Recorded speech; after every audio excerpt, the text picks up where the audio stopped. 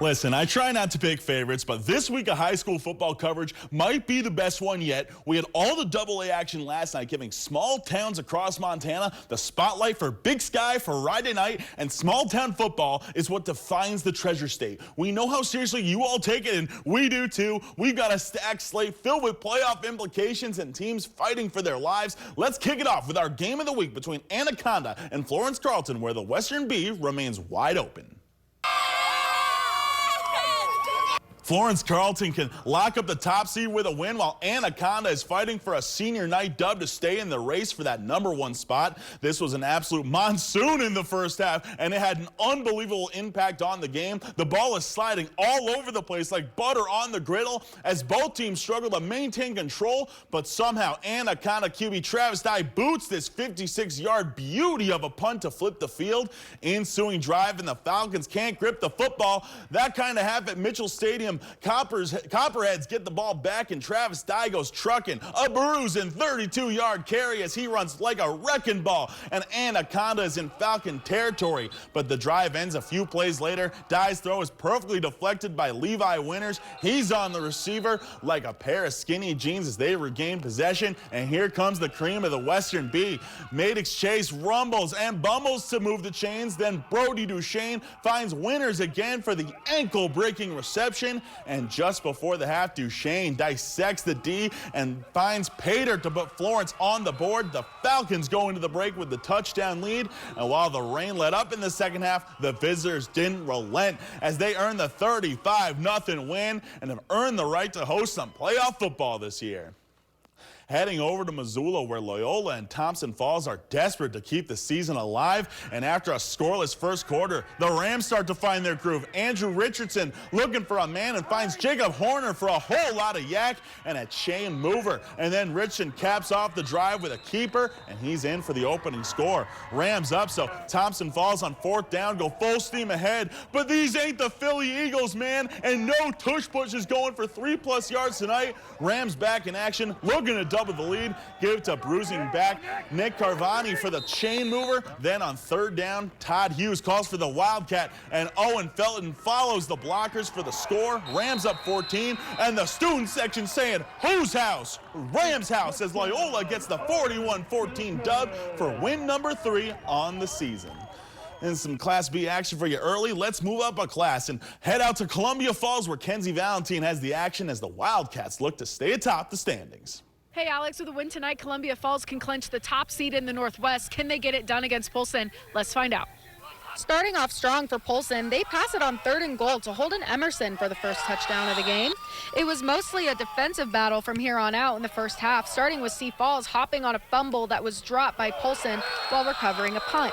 Sioux Falls is able to capitalize on that fumble recovery for a rushing touchdown from Trip Ross to tie the game 7-7. The next time Sioux Falls is in the red zone, Polson strips the ball out of Hayden Strandberg's hands and recovers the fumble. This time, Sioux Falls makes it into the end zone with a floater to Caleb Mee to give Sioux Falls the lead 14-7. Polson tries to answer, but it's picked off by Easton Brooks. Gabe Clavel runs into the end zone for Sioux Falls, upping their lead, and right after his offensive touchdown, Clavel finds the ball in the air after it was tipped. Sioux Falls starts pulling away, winning by a milestone, and takes control of the division. From Columbia Falls, Kenzie Valentine, NBC Montana Sports. All right, thanks, Kenzie. Hey, there's more action coming your way on Big Sky Friday nights, but first, let's take a look at some statewide scoreboards.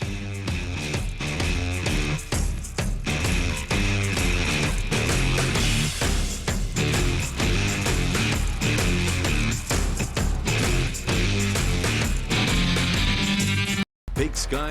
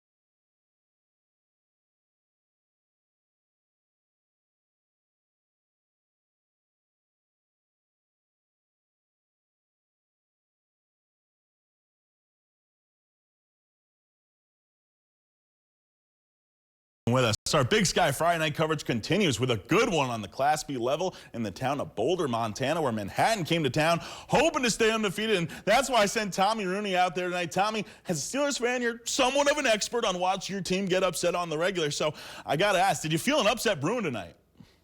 You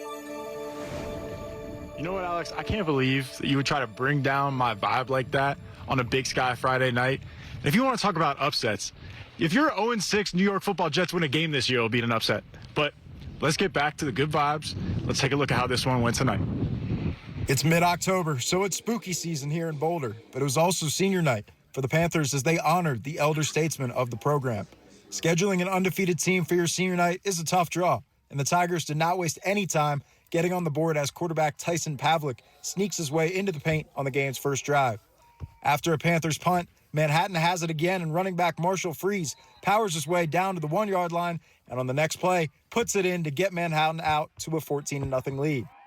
But they can throw it too. Pavlik hits Braden Zickman, and he shakes off a tackle and gets on his horse for an 85-yard touchdown to put the Tigers up 20-0 early in the second quarter. Following possession and the same result, Pavlik finds Zickman once again for the Tigers' touchdown. Jefferson did not roll over, though, as quarterback Tyzer Zodi launches it up, and Kobe Brunette hauls it in and takes it all the way for the Panthers. Now just under 3 to go until halftime, and Pavlik's pass is tipped but brought in by his big tight end, Sam Stewart, to give the Tigers a 34-6 lead. Manhattan would go on to win 55-12, and with the win, they improved to 7-0 on the year and secure the #1 seed in the South in Class B. However, Jefferson falls to 5-3, and their playoff status is now in limbo. In beautiful, not freezing and raining Boulder, Tommy Rooney, NBC Montana Sports. Thanks, Tommy. Stay warm out there. Let's head down south where Hamilton and Butte Central duked it out for the second seed in the Southwest. Butte Central hit the road to face off with the Hamilton Broncs in the rain. Broncs chose to receive with a slow start as the Maroons D was sure-footed, getting the ball in Butte's own Ryan Peoples' hands and right back out for a bomber. That's Josh Sutton, was soaked up to put the first marks on the board, but Bronc coaches weren't having it, coming out charging the Broncs Cooper Weston, making it look easy for the walk-in TD, and number 2 Jude Widmer turn around and make an immediate pick six, putting the Broncs up 14-7 early in the game. Butte trying to stick with the long game, couldn't keep the Broncs down. Broncs stayed on their hooves with Jude making a big run right down the middle, breaking 1 and 2 tackles for another run-in touchdown for Hamilton at home. Both teams tonight having a rough time holding on to the slick ball that made its way back to the Broncs, and once again in the hands of Widmer, who will break a couple ankles as he rips a run into the end zone for another touchdown. Broncs take the cake with a final of 50-7. And in Frenchtown, the Broncs are chasing their first state title since 2009, and a win on their senior night would provide a big step, locking them in as back-to-back division champs. Meanwhile, Corvallis is in town looking to play spoiler, but they brought the rain with them, and like the talking heads, their opening drive is on a road to nowhere as Casey Zaley brings down the QB, and on the punt, Mother Nature plays 12th man, slippery ball bouncing around, and Connor Klimple dives on it for the easiest score of his life. Frenchtown's turn now, and Cole Johnson dancing through the raindrops. Nobody's catching him as he's all alone for his 9th tutty of 2025, and Frenchtown finds the rainbow after the storm, dominating Corvallis 50-0 to claim back-to-back Southwestern Aid titles and locking in a home playoff game in the quarterfinals. And don't go anywhere. It's almost time to open up the voting for our next Play of the Week competition. We'll be right back after the break.